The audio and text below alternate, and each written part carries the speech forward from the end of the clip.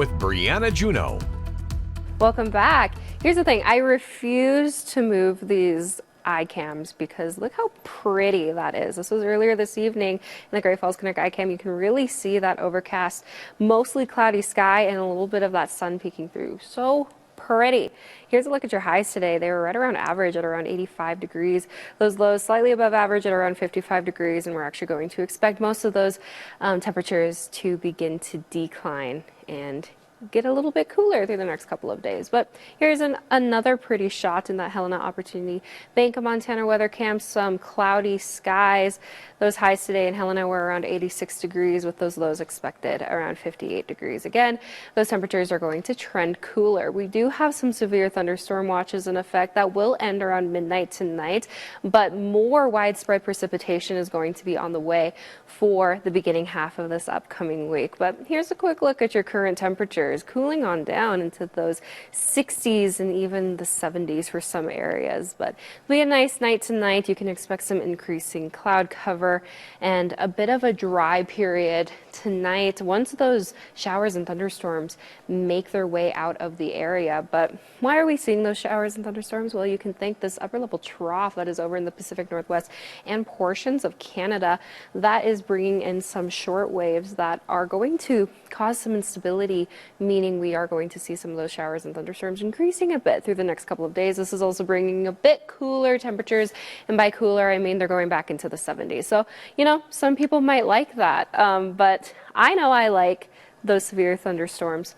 But for the most part, most of Montana in the western portion and central portions are going to see some of those severe thunderstorms tonight.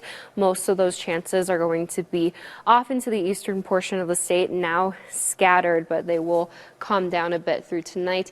And because we are seeing some chances of those severe thunderstorms, there's still going to be some thunderstorm watches in effect until around midnight tonight. So keep that in mind if you're over there.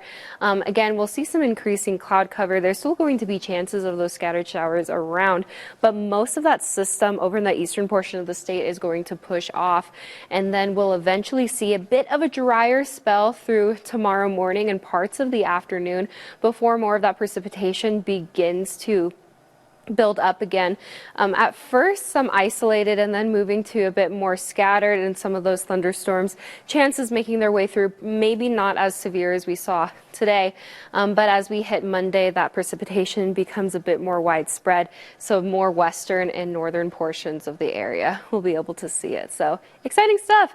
Here's a look at your wind gust tracker. If you aren't a fan of those 20 to 30 mile per hour wind gusts, you're in luck because they are going to calm down a bit through tonight. They might pop up a little bit tomorrow up to 20 miles per hour, but calming down a bit after that. And if you do get caught in a thunderstorm, you could see 40 to 50 mile per hour wind gusts. But here's a look at your high temperatures today.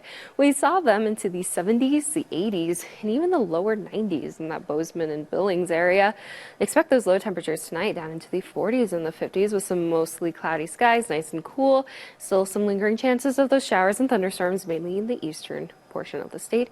Here's a look at your highs tomorrow, up into the 70s and the 80s, slightly cooler than today, mostly cloudy skies, but still nice and warm.